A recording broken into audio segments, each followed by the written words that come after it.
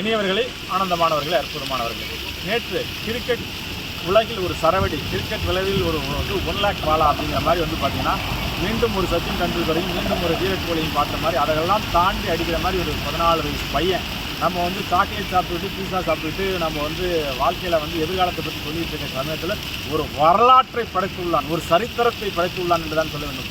அடின்னா அடி இடி அப்படிங்கிற மாதிரி இருந்திருக்கு நண்பர்களே.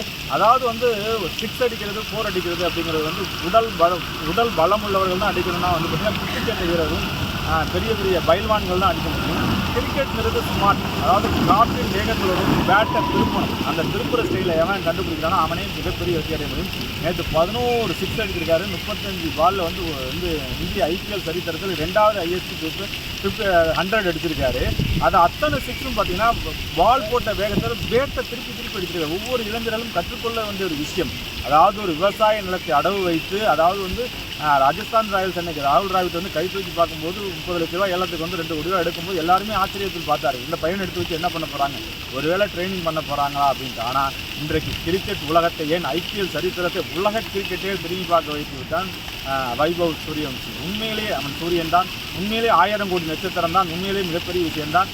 இவன் மட்டும் சரியான பாதையில் சென்று, சரியான ஒரு கோச்சோட வழிநடத்தல் சென்று வென்றான் என்றால் வருங்காலத்தில் இவர் ஒரு டெண்டுல்கர், வருங்காலத்தில் இவர் ஒரு கோலி, இன்னொரு 20 ஆண்டு காலம் இந்த கிரிக்கெட் உலகத்தை ஆழ்வான் என்பதுதான் நேற்று அவன் உலகத்துக்கெல்லாம் கொடுத்த ஒரு சரித்திரம்.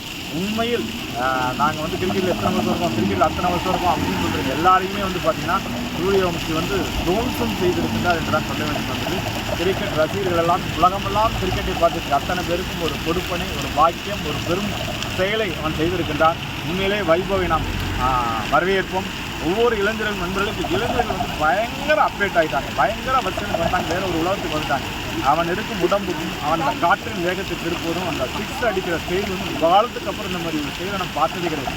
உடல் பலத்தால் தான் 6 அடிக்க வேண்டும்னா தோனி மாதிரி ஆளுங்க தான் அடிச்சுட்டே இருப்பாங்க, சூரியகுமார் யாதவங்க மாதிரி தான் ஆளுதாங்க. பால் போடுற வேகத்தை காற்றோட திசையில் திருப்பி அடிக்கக்கூடிய ஒரு பெரிய டெக்னிக்கை 14 வயசுலேயே கற்று வைத்திருக்கின்றான். ஒவ்வொரு கிரிக்கெட் ரசிகரும், ஒவ்வொரு உலகத்தில் இருந்த மக்களும் பார்த்து வியந்து போக வேண்டிய ஒரு விஷயம் என்று.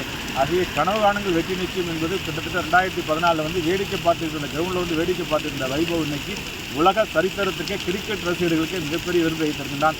ஒரு பக்கம் CSK தோற்று கொண்டிருக்கின்றது மாதிரியே ஒரு மகிழ்ச்சி கொடுத்தாலும் இது மாதிரி இளைஞர்கள் உலகத்தில் இருக்க எல்லாருக்குமே மோட்டிவேட் பண்ணியிருக்காங்க, எல்லாருக்குமே உத்வேகத்தை கொடுத்துருக்காங்க. அவனுடைய ப்ராக்டிஸ் தொடர்ந்து 4 மாதங்கள் கடுமையான உழைப்பு. நான் திருப்பி உழைத்து கொண்டிருங்கள், கனவு காணுங்கள் வெற்றி நிச்சயம், உழைப்பு என்பது உங்களுக்கு தொடர்ந்து வர வேண்டும்.